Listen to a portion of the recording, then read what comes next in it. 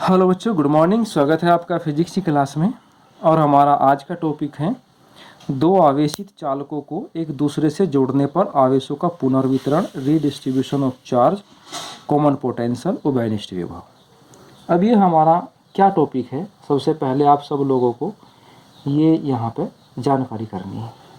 Suppose मैं ये कह रहा हूँ कि हमारे पास दो कंडक्टर हैं। एक कंडक्टर ए हो गया हमारा, एक कंडक्टर बी हो गया हमारा। तो ए कंडक्टर के पास Q1 चार्ज है, V1 पोटेंशियल है और C1 इसकी कैपेसिटी है। ऐसे ही हम लोग दूसरे कंडक्टर के पास मानते हैं Q2 चार्ज है, V2 पोटेंशियल है और C2 इसकी कैपेसिटी है। तो पोटेंशियल जनरली हमारे हिंदी मीडियम वाले बच्चों को टेक्निकल वर्ड इंग्लिश में बोलने चाहिए, आगे प्रॉब्लम आती है। तो ये फ़िलहाल जोड़े नहीं गए हैं, तो मैंने ये यहाँ पे इनको लिख दिया कि भैया ये जोड़ा नहीं गया है। और हम इनको ऐसे भी लिख सकते हैं कि हमारा Q1 बराबर C1 V1 होता है एंड Q2 बराबर C2 V2 होता है। और इन सब की लैंग्वेज भी आपको आर्टिकल में लिखनी है। जो मैंने अब तक बोला है वो सब वर्डिंग में, शब्दों में लिखना है, वो अपनी बुक की सहायता से आप लोग लिखेंगे। तो अब फिलहाल इनको कंडीशन फर्स्ट है, मैं लिख रहा हूँ बिफोर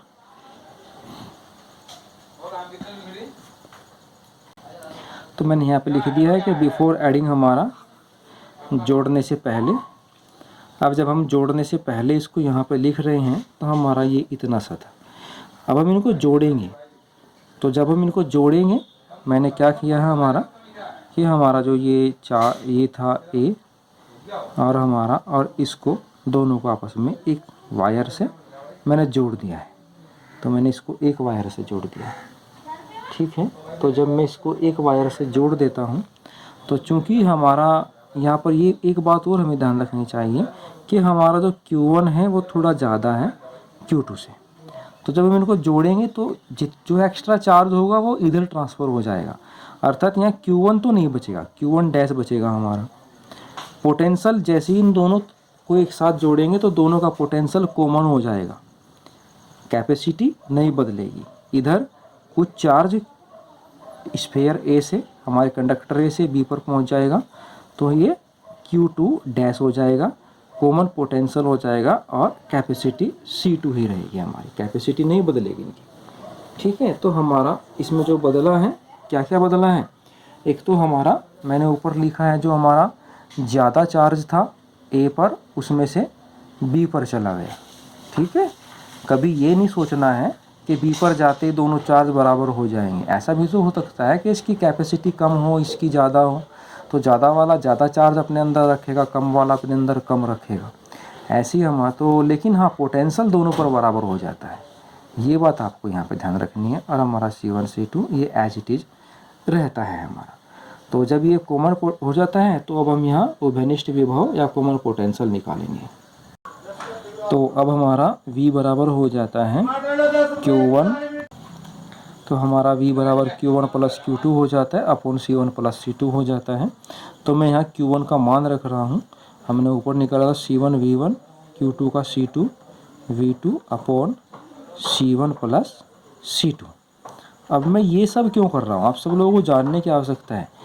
मैं ये इसलिए कर रहा हूँ कि हमें सबसे पहले यहाँ पर सबसे पहले क्या करना है, हमें यहाँ पर कितना चार्ज ए से बी पर ट्रांसफ़र हो गया वो निकालना है।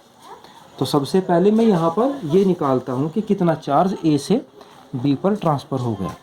तो मैं अब इसको लिख देता हूँ। हाँ, तो बच्चों देखिए, मैंने यहाँ पर लिखा है कि हमसे ए से बी पर कितना चार्ज ट्रांसफ़र हो जाता है। तो हमारा पहले ए पर Q1 चार्ज था, बाद में जब दोनों को जोड़ दिया Q1 डैश चार्ज बच गया, तो मैं Q1 में से Q1 डैश घटाऊँगा। जब मैं Q1 में से Q1 डैश घटा दूँगा तो हमें कितना चार्ज ट्रांसफ़र हो गया वो डिटेल्स यहाँ पर आ जाएंगी, ठीक है। अब मैं इनकी वैल्यू रख रहा हूँ। आपने Q1 का मान C1 V1 ऊपर पड़ा है और माइनस हमारा ये C1 V1 के स्थान पर कॉमन V आ जाता है। अब मैं यहाँ पर v का मान रखूँगा, और v का मान रखूँगा तो C1V1 माइनस C, और ब्रैकेट के अंदर हमारा C1V1 प्लस C2V2 और अपॉन C1 प्लस C2 ये आ जाता है।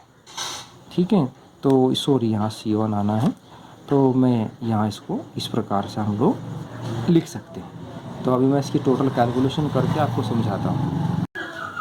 हाँ तो बच्चे, मैंने अभी क्या किया है, ये जो हमारे नीचे की टर्म थी इसको इधर मल्टीप्लाई कर दिया। जो भी आपका होता है, आप जानते हैं भिन्नों का जोड़ना घटाना, फ्रैक्शन का जो एडिशन और सब्ट्रैक्शन होता है। तो उसके बाद हमारा ये टर्म आ जाएंगे यहाँ पे। मैंने इनको काटा है, सब बच्चे घर पे इसको करके देखेंगे। और मैं यहाँ C1 C2 को कॉमन ले लेता हूँ। C1 C2 हमारा और V1 माइनस V2 और अपॉन C1 प्लस C2, ये हमारा डेल्टा Q का मान आ जाता है। तो जनरली हमारा इतना चार्ज यहाँ पे ट्रांसफ़र हो गया है। ठीक है जी, तो आप सब बातें इन सब बातों का ध्यान रखेंगे। तो जनरली हमारा ये चार्ज यहाँ आ जाता है C1 C2 V1 minus V2 upon C1 plus C2। तो हमारे सब बच्चे इन सब बातों का ध्यान रखेंगे। और आगे की वीडियो में इस आर्टिकल का छोटा भाग है, एक आधा भाग, सॉरी छोटा नहीं बोलना चाहिए हमें, इसका आधा और बड़ा भाग है, वो मैं आगे की वीडियो में कराऊंगा। आज तक के लिए इतना ही, धन्यवाद।